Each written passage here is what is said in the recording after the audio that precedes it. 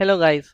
आज की इस वीडियो में हम सीखने वाले हैं कि किस तरह से हम डेटा को या HTML एलिमेंट्स को हम किस तरह से कंडीशनल बेसिस के ऊपर रेंडर करवा सकते हैं। इफ़ एल्स स्टेटमेंट को हम किस तरह यूज़ कर सकते हैं और किस तरह से इसको हम शॉर्ट हैंड कर सकते हैं। ठीक है, इस वीडियो में हम टर्नरी ऑपरेटर्स का भी सीखेंगे और CSS को इनलाइन किस तरह से यूज़ करना है हम इस टॉपिक के ऊपर भी डिस्कस करेंगे।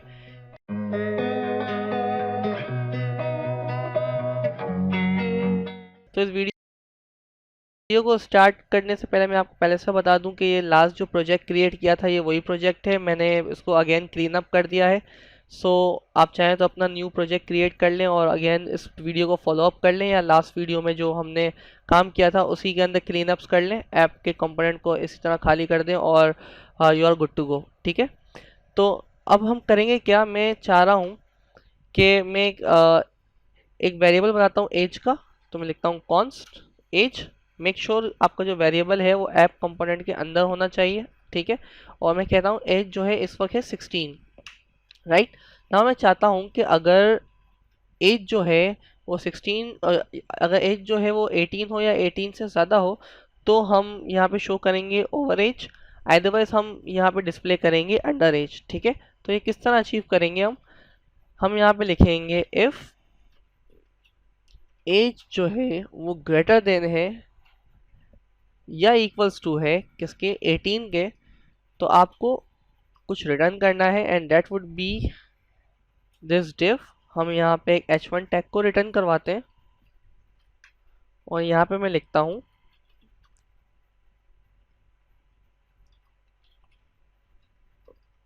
सिंगल लाइन में ले आते हैं, यहाँ हम लिखते हैं ओवर एज। ठीक है, एंड सेम रिटर्न स्टेटमेंट को मैं कॉपी करता हूँ और यहाँ पे एल्स लिख दूंगा और यहाँ मैं लिख दूंगा अगेन अंडर एज। ठीक है, अंडर एज। सो बेसिकली इस वक्त जो हमारी एज है वो 16 है। सो ये वाला ब्लॉक जो है, जो एल्स का ब्लॉक है, ये रेंडर होके स्क्रीन के ऊपर आना चाहिए। तो मैं इसे कंट्रोल एस करता हूँ, सेव कर लेता हूँ और प्रोग्राम को हम स्टार्ट करते हैं बाय गोइंग इन टर्मिनल। यहाँ पे हम लिखते हैं npm start।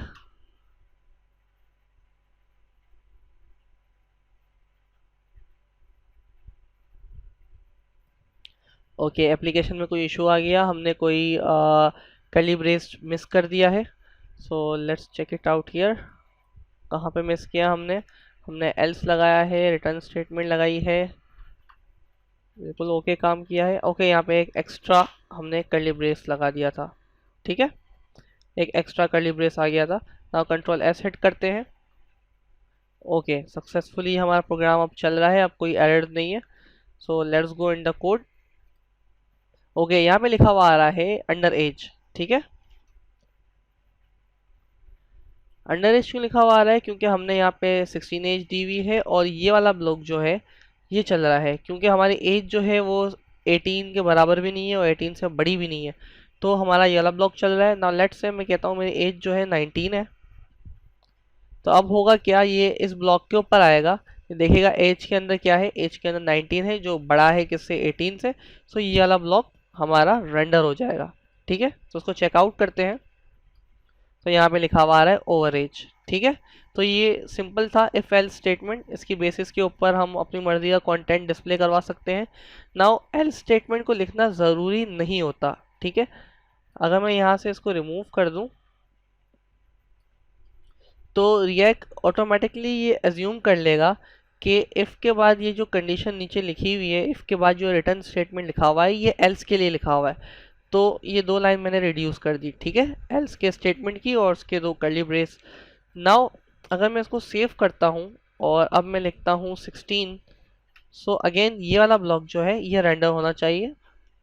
तो चेक करते हैं, यहाँ पे लिखा हुआ आ रहा है अंडर एज। सो ये वाला ब्लॉक सक्सेसफुली चल रहा है और ऐप वाला ब्लॉक, ऐप के ब्लॉक के नीचे जो इफ स्टेटमेंट लिखा हुआ है वो वाला ब्लॉक इस वक्त काम नहीं कर रहा, कुछ कंडीशन मीटअप नहीं कर रही।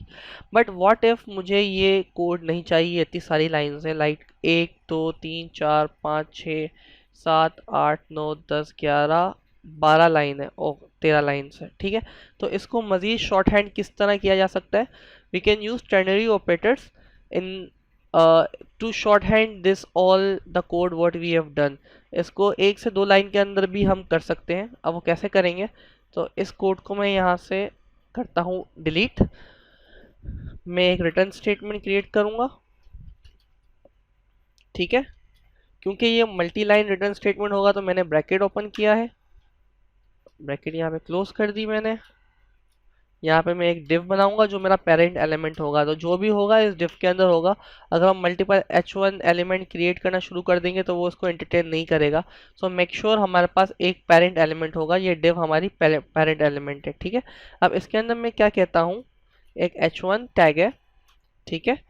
h1 टैग के अंदर मैं कंडीशन देना चाह रहा हूँ। तो नाउ h1 टैग के अंदर अगर मुझे कंडीशन देनी है, मीन्स अब मैं जावास्क्रिप्ट का टर्नरी ऑपरेटर का कॉन्सेप्ट यूज़ कर रहा हूँ, तो मैं कर्ली ब्रेसेस के अंदर करूँगा, ठीक है। ये हमने सीखा था, हम जब भी जावास्क्रिप्ट लिखते हैं तो हम कर्ली ब्रेसेस के अंदर लिखते हैं, या कोई वेरिएबल प्रिंट करवा रहे होते हैं तो हम कर्ली ब्रेसेस के अंदर लिखते हैं। तो मैंने अपने कर्ली ब्रेसेस ओपन कर लिए। अब इसके अंदर मैं लिखूँगा कि जो एज जो है अगर वो ग्रेटर देन है या फिर बराबर है किसके, 18 के, तो करना क्या है। अब रिएक्ट हमसे पूछ रहा है, रिएक्ट हमसे क्वेश्चन कर रहा है कि अगर ये आपकी कंडीशन ट्रू हो जाती है तो मैं क्या करूं। तो दिस क्वेश्चन मार्क इज कि जब ये कंडीशन ट्रू हो जाए तो मैं क्या करूं। तो आप इसको कह रहे हो कि आप यहाँ पे कहो कि आप जो हो ओवर एज हो, ठीक है। आपने रिएक्ट को आंसर किया कि अगर ये कंडीशन ट्रू हो जाती है तो आपने करना ये है, आपने बताना है कि भाई ओवर एज है। इन केस अगर ऐसा नहीं है तो हम लगाते हैं कॉलन। कॉलन का मतलब यहाँ पे एल्स, और हम यहाँ पे लिख देंगे अंडर एज। उसको सेव कर लेते हैं, उसको अब चेक करते हैं। तो बेसिकली एज इस वक्त मैंने लिखी है 16, तो यहाँ पे रेंडर होना चाहिए अंडर एज। तो हम उसको चेक कर लेते हैं, प्रोग्राम ऑलरेडी रन कर रहा है, तो यहाँ पे मुझे दे रहा है अंडर एज। अब इसको 18 करके देखते हैं, 18 पे इसे हमें देना चाहिए ओवर एज, तो यहाँ पे हमें दे रहा है ओवर एज। तो टर्नरी ऑपरेटर्स ने क्या किया, हमारे 12 लाइन के उस कोड को एक लाइन के अंदर ही सम अप कर दिया, और हम इजीली अब इफ स्टेटमेंट लिख सकते हैं विदाउट यूजिंग इफ स्टेटमेंट, ठीक है। टर्नरी ऑपरेटर बहुत पावरफुल है। इवन मैं बैकएंड डेवलपमेंट भी करता हूँ तो सी शार्प में तकरीबन इसी तरह से कंडीशन को हैंडल कर लेते हैं। तो बेसिकली एक कॉन्सेप्ट ये भी आता है हमारे माइंड में कि फ्रेमवर्क हमारा काम मुश्किल बना रहे हैं, बट बेसिकली जिस तरह से न्यू सिंटैक्स आते हैं, जिस तरह से न्यू फ्रेमवर्क्स आते हैं, तो हमारी काफ़ी प्रॉब्लम सॉल्व हो रही है, लाइन ऑफ कोड रिड्यूस हो रहा है। सिंटैक्स थोड़ा डिफरेंट होता है तो थोड़े हम फ्रस्ट्रेटेड हो जाते हैं, ओके, कि ये थोड़ा इशू कर रहा है, प्रॉब्लम कर रहा है। बट अगर हम देखें तो ये कितना सिंपल है कि हमने 12 लाइन का कोड एक लाइन के अंदर कर दिया, अपनी कंडीशन को यहीं पे रेंडर करवा दिया, ठीक है। अब ये बात तो हो गई कि एक और टॉपिक हमने कहा था हम डिस्कस करेंगे कि इनलाइन सीएसएस हमें किस तरह देनी है। सो बेसिकली रिएक्ट के अंदर हम इनलाइन सीएसएस इस तरह देते हैं, हम यहाँ पे लिखते हैं स्टाइल, ठीक है।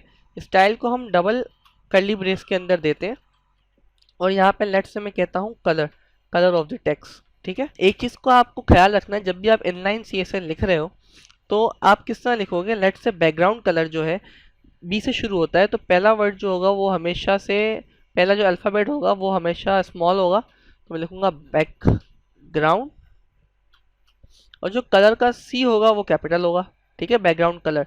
तो नॉर्मली आपने देखा होगा सीएसएस में हम कुछ इस तरह कर लेते हैं बैकग्राउंड कलर को लिखने के लिए, बट जब आप इनलाइन रिएक्ट के अंदर स्टाइल लिखेंगे तो आप इस तरह से लिखेंगे, बैकग्राउंड कलर आपने लिखा and then you will give your colour here, ठीक है।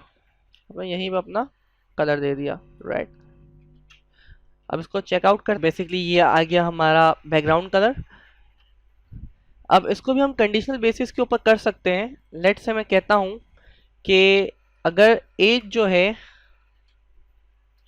वो ग्रेटर देन है या इक्वल्स टू है आपके 18 के, ठीक है, तो आप क्या कर दो, आप यहाँ पे दे दो रेड, ठीक है, एल्स आप दे दो we need let's say white, okay blue, ठीक है। तो मैंने कंडीशन क्या लिखी, स्टाइल्स के अंदर ही हमने कंडीशन लिख दी, हम कह रहे हैं कि जो बैकग्राउंड कलर है उसकी जो वैल्यू होगी वो डिपेंड करेगी किस पे, एज के ऊपर। अगर इसकी एज जो है वो ज़्यादा है 18 से या 18 के बराबर है तो रिएक्ट पूछता है भाई क्या करना है, आप कहते हो भाई रेड कर देना इसको, ठीक है। इन केस अगर ऐसा नहीं होता, ये कंडीशन हमारी फॉल्स हो जाती है, तो फिर आप कह रहे हो कि भाई एल्स के अंदर इसको आप ब्लू बैकग्राउंड कलर दे देना। अब मैं इसको सेव करता हूँ, ठीक है। ये पूरा कोड हमारे सामने आ गया इस तरह से, ताकि पूरा कोड आपको नज़र आ जाए।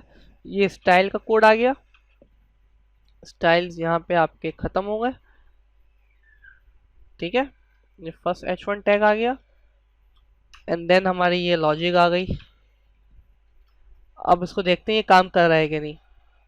ओके, यहाँ पे रेड लिखा हुआ आ रहा है, रेड बैकग्राउंड कलर आ रहा है, कॉज एज जो है हमारी 18 है। नाउ लेट्स से इसको मैं 17 जब कर दूंगा तो now you guys can see कि हमने कंडीशन के ऊपर CSS को भी मैनिपुलेट कर दिया, ठीक है।